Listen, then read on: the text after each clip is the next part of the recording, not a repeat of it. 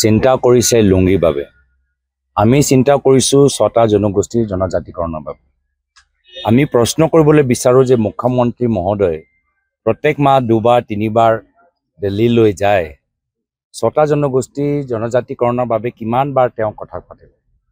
তেওঁ নিজে 6টা জনগোষ্ঠীৰ জনজাতিকৰণৰ পক্ষত আছেনে নাই আমাৰ সন্দেহ হৈছে। নে তেওঁ মাত্ৰ দিল্লী গৈ নিজৰ মুখ্যমন্ত্ৰী চকীটোৱে বচাবলৈ যায়? আমি তাৰ বাবে চিন্তা কৰিছোঁ।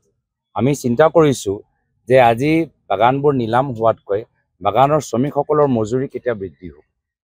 আমি চিন্তা কৰিছোঁ যে গাঁৱৰ ভিতৰত যে আজি ড্ৰাগছ আৰু আমাৰ মদৰ সমস্যা যে বৃদ্ধি পাইছে, নিশ্চয় এইটো আমাৰ যে বৰ্তমানৰ অৰ্থনৈতিক দুৰ্বলতা তাৰ এটা প্ৰমাণ। নহ'লে আজি যদি আমাৰ যুৱকসকলে সংস্থাপিত হ'লেহেঁতেন, ভাল এটা সুস্থ পৰিৱেশ পালেহেঁতেন, তো নিশ্চয় আজি ড্ৰাগছ আৰু মদৰ এনেধৰণৰ ভয়াৱহ পৰিস্থিতি নাথাকিলেহেঁতেন। তো তেওঁ যি কথা লৈ চিন্তা কৰে, যি কথা লৈ ৰাতিলৈকে টোপনিত সপোন চাই থাকে, সেইখিনি কথা তেওঁ নিজৰ বক্তৃতাত প্ৰকাশ কৰিছে। আৰু আমি যি কথা লৈ চিন্তা কৰোঁ, যি বিষয় যি সমস্যা লৈ ৰাতি আমাৰ টোপনি নাই, আমি সেইখিনি কথা আমি ব্যক্ত কৰিছোঁ। বিৰোধী দলবোৰ একলগ নোহোৱাৰ কাৰণে বিশেষকৈ আপোনালোকৰ অলপ অসুবিধা হৈছে নেকি এতিয়া প্ৰচাৰ চলোৱা? নাই, একো আমাৰ সমস্যা হোৱা নাই। আমি সকলোৱে নিজৰ দলৰ হৈ আমি কামখিনি কৰি গৈ আছোঁ। আৰু এনেকুৱা এটা সময়ত আজি আমাৰ যে দলৰ কৰ্মীসকল ওলাই আহিছে, আজি তেওঁলোকক চাই অসমৰ জনসাধাৰণে সাহস পাইছে।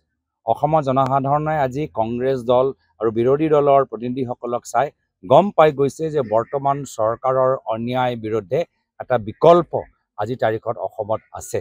আৰু বিশেষকৈ ডিগবৈত য'ৰ স্থানীয় বিধায়কে ৰাইজক বাৰম্বাৰ ভাবুকি দিয়ে যে তেওঁলোকে বিজেপিক সমৰ্থন নকৰিলে তেওঁলোকৰ চৰকাৰী আঁচনিবোৰ কৰ্তন হ'ব। আজি এই ধৰণৰ ব্যৱহাৰক আমি প্ৰথমতে গৰিহণা দিছোঁ।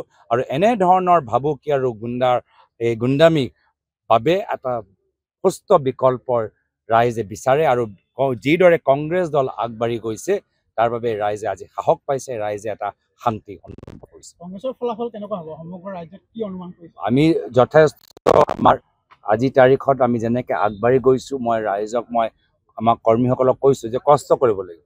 কষ্ট নকৰিলে ফলাফল ভাল নহয়। আৰু কষ্ট মানে অভাৱ থাকিব, অভিযোগ থাকিব।